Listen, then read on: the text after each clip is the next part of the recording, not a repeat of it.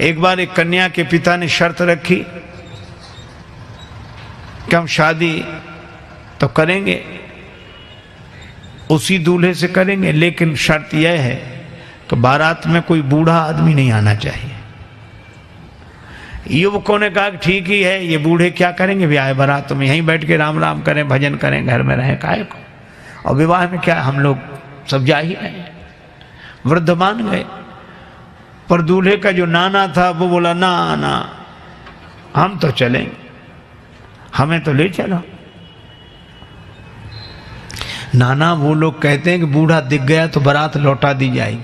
नाना बोले तो ऐसे ले चलो कि दिखे नहीं, पर ले चलो।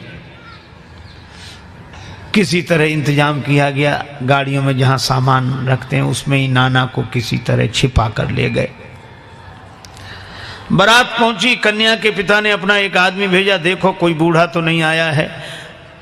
संवाददाता ने समाचार दिया कि कोई बूढ़ा नहीं आया।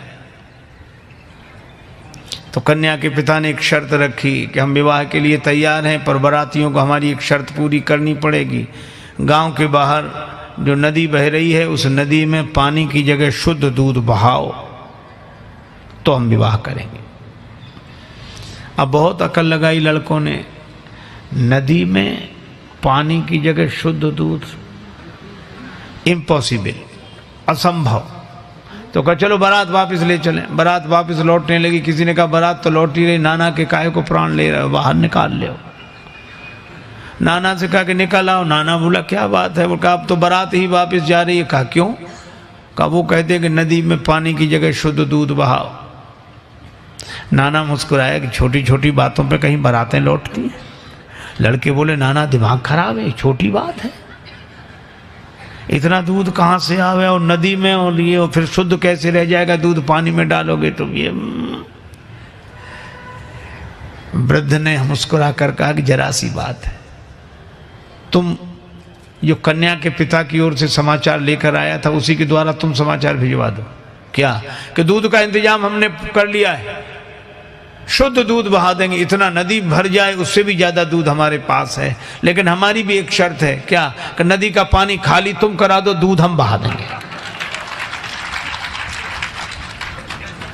कन्या के पिता के पास खबर गई कि वो कहते हैं कि नदी का पानी खाली तुम कराओ, दूध हम बहा देंगे।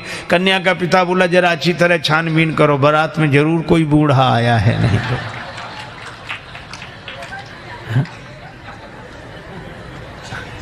वृद्धों की महिमा है। देखो आज के समय की एक घटना सुनाऊं। एक बार क्या हुआ, रेलगाड़ी के एक डिब्बे में कुछ नवयुवक विद्यार्थी चढ़े, लड़के 10-12 लड़के, और संयोग की बात वो डिब्बा खाली था। एक बूढ़ा आदमी किनारे सीट पर बैठा अपनी माला लिए राम राम राम राम राम राम कर रहा है, और लड़के देखा। अब उनका तो नाम ही लड़के, रेलगाड़ी चली, अब वो भड़के,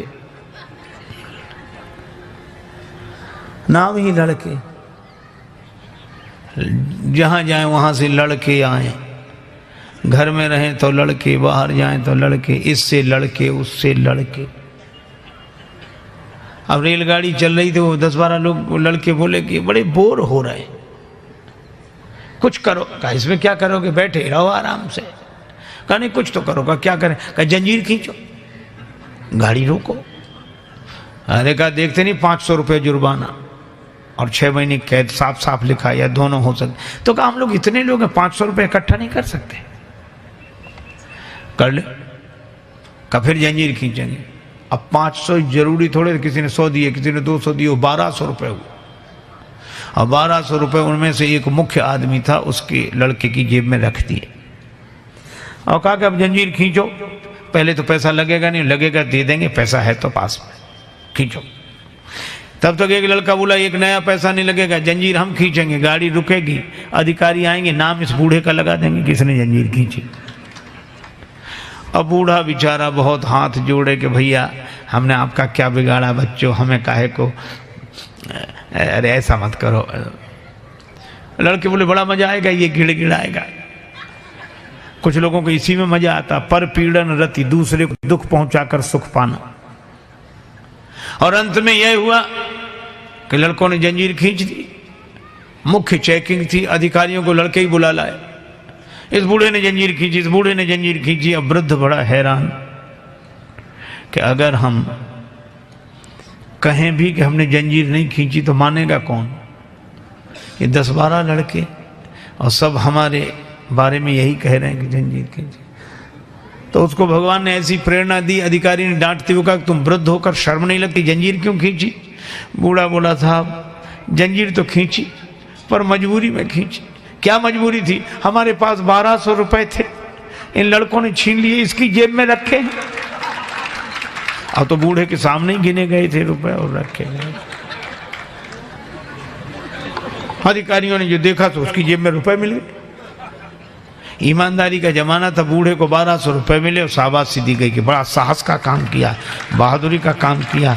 अब लड़के एक दूसरे का मुंह देखेंगे, ये तो हम सोचते ही नहीं थे। वृद्ध को तो 1200 रुपए मिले, लड़के पकड़ गए।